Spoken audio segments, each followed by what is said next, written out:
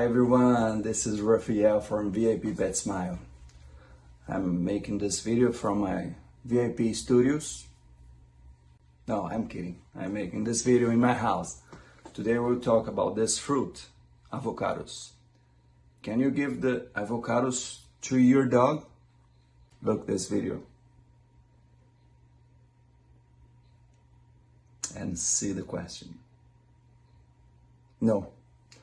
You cannot give avocados to your dog. Do you know why? They have a toxin. Yeah, have a toxin here called persin.